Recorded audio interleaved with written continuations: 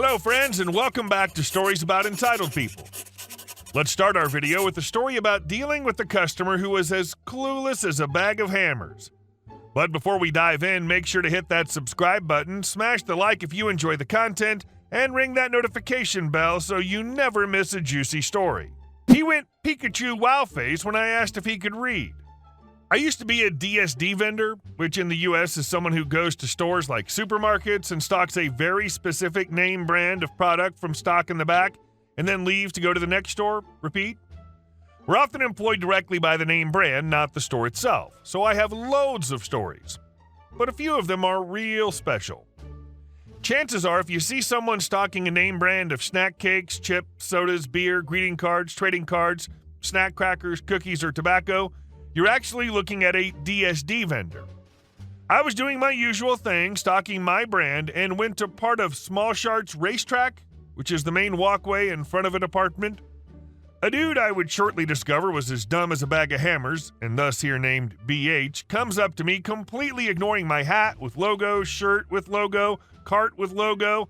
Not a store cart, literally a my branded cart. 30-odd boxes with logo and armloads of logo product, and asks me where something not logo, naturally, is that's typically in the frozen section. Me. I think those are usually in the frozen section. BH. Which aisle are those on then?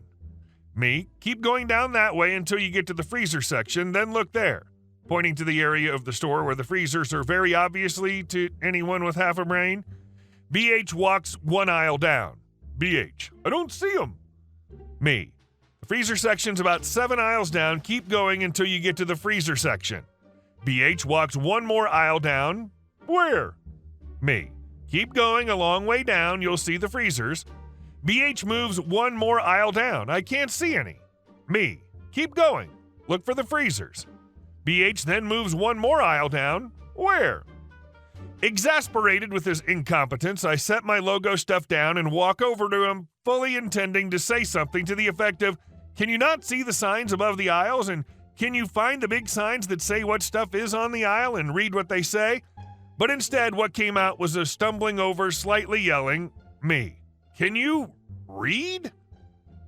It's now BH's turn to be exasperated, then turns to me and looks at me completely incredulously with furrowed brow, mouth hanging open, in perfect Pikachu expression as if to say, "Did I hear you literally say that to me right now?" Using facial expression alone. I just turned back towards my cart and mumbled out, "I don't work for the store," and got back to my logo stuff. I really had actually fully intended to say something else after read, but just the question's silliness on its own gave me pause to laugh internally about what the next word should be, but I just left it hanging on read. I didn't see where BH traipsed off to after that, and on my way out I told a manager for the supermarket and how I accidentally asked him if he could read, and she said not to worry about it, laughing, saying, "I literally want to say that every single day." I'm glad at least somebody did, and that if ever came back around as feedback against me, she'd shut it down. Good times. See, with this setup, I thought you were going to get a good look at him and realize he was nearly blind or something. And our second story. So you want to pay by the hour? Okay. We operate a small charter aircraft business working in the tourist sector. Traditionally, we charge our routes out in block time, which means we estimate how long a flight will take and charge the trips out based on that. This works well for accounting. The problem with this method is that these block times are based on the direct route from departure to destination, so whenever we have to fly around weather, we end up eating the cost. We do this in order to fix the cost for the downstream operators, and as a courtesy, we make less profit on those trips. Enter Sarah. Sarah is a tour operator who uses our services to disperse her guests to various destinations. After receiving her latest bill, she noticed that she was being charged a block to a destination we'd not been flying to. She was concerned that she'd been chronically overbilled and decided that today was the last day that would happen. Our brilliant customer service agent named Wilson received a rather agitated call. "Sarah, what the F kind of bullcrap are you trying to pull? You're not billing me correctly. You've charged me to Destination X, but we really go to Destination Y." Important note, the difference in flight time between Destination X and Destination Y as a block is less than 6 minutes, so it doesn't register as a difference when we bill for the flights, so we just book all of the blocks to Destination X to simplify the billing. Wilson, well, we booked them to Destination X because... Sarah, I don't effing care. You will no longer bill me in blocks. You will bill me in hours. Wilson, we can do that, but if we do it that way, it might end up costing... Sarah, just do it. Well, you can probably tell where this is going. Takes Wilson some time, but she creates a procedure, very important in aviation, to bill this one single lady by the flight times recorded in the logbook. She produces an invoice and sends it. 2 minutes later, Sarah, why is my bill more expensive? I already sold the trips at the old price, and now I'm losing money on my trips. Wilson, Sarah, I'm very sorry, but you've asked me to be billed by the hour, and this is what it cost to do that flight, as the aircraft had to fly around weather to reach the destination. Further, when you asked to be billed by the flight hour instead of the block time, we audited the block times and found a discrepancy, so now all the block time flights will be billed at a new rate, which is XX dollars and XX cents more expensive. Sarah, but I can't afford to do the trips for this price. Wilson, well, now that we've done the audit, we can't afford to fly the routes based on block time. Next year we'll be raising the block rates, but for this year you've requested to pay by the hour, and we've made an investment in doing so, so you'll be billed by the hour for the trips. Sarah, click. And this, boys and girls, is a prime example of why you let the nice person on the phone explain before just ranting. And our next story. My chef screamed at me for not doing things his way. Tried it his way. Turns out I was right. I was just telling this story to a coworker today. Got a good chuckle, so I feel like it needs to be posted here. About a year ago, I worked under this chef with a bit of an anger problem. It was no big deal most of the time, and for the most part, we got along great. But he rubbed a lot of people the wrong way because he had a bit of a temper. He had this habit of keeping a stack of pans on the back burner of the range with the flame on. This was to cut down on our ticket times because we didn't have to wait for our pans to heat up first. You could just grab one off the top and start cooking your food. Side note, I hated it because it eventually warped every sauté pan we had. But I've heard this is a thing people do, and I don't pay for the pan, so whatever. One day I'm making a mac and cheese, which involves a pre-made cheese sauce, which is already hot on the line, and pre-cooked noodles in a pan. For those who aren't cooks, this does not require a white-hot preheated pan. It's a gentle reheating process unless you want to scorch and ruin your sauce. So I grab a new cold pan off the top rather than the ones he had on the back burner for 30 minutes plus.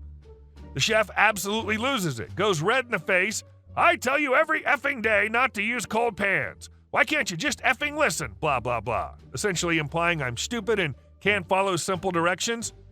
By the end of the day, almost every other employee came up to ask if I was okay, giving me hugs, etc.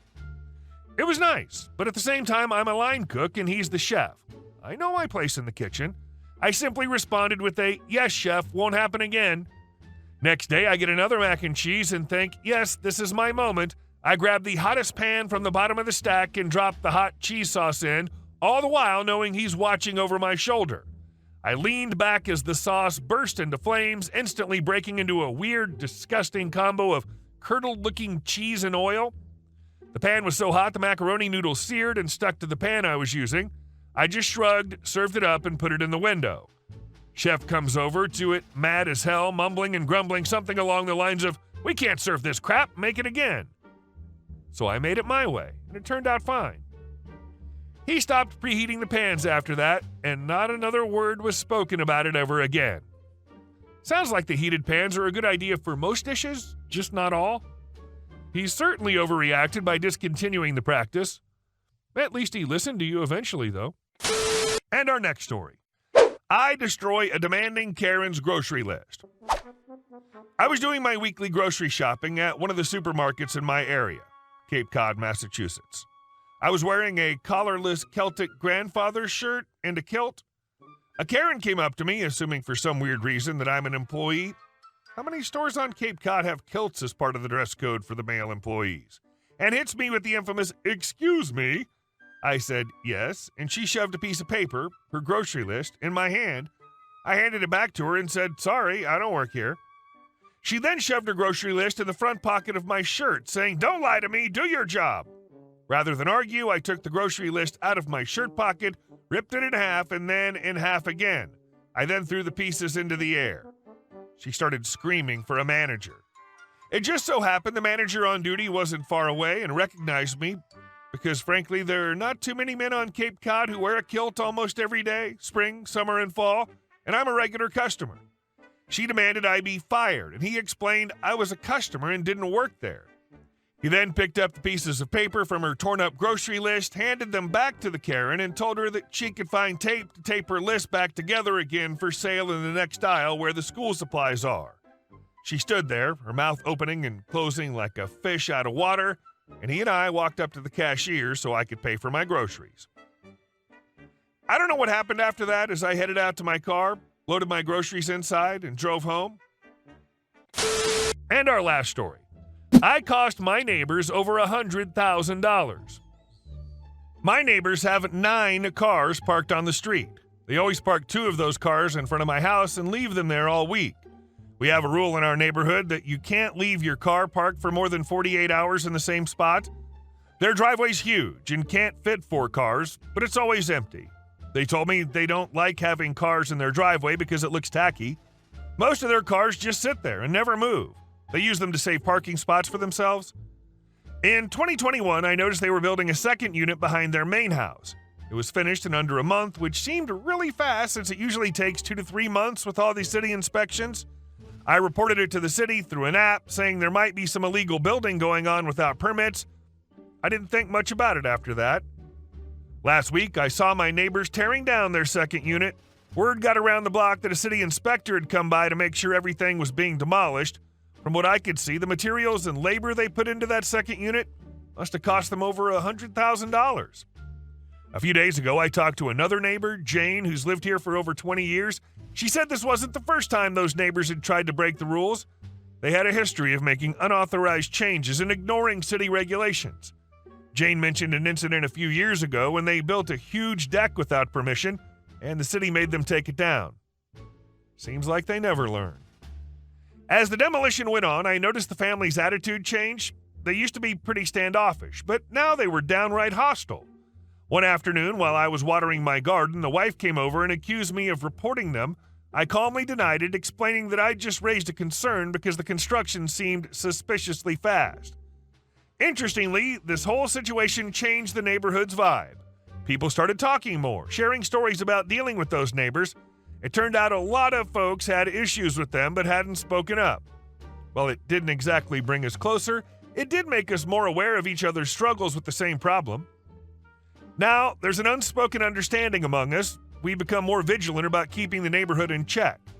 While it's not exactly a happy ending, at least there's some satisfaction in knowing that rule breakers can't get away with everything. The experience made me realize how important it is to stand up for what's right, even if it ruffles some feathers. You didn't cost them anything. That's the risk you take when you don't do permits. You always make sure to make peace with your neighbors before doing anything like that.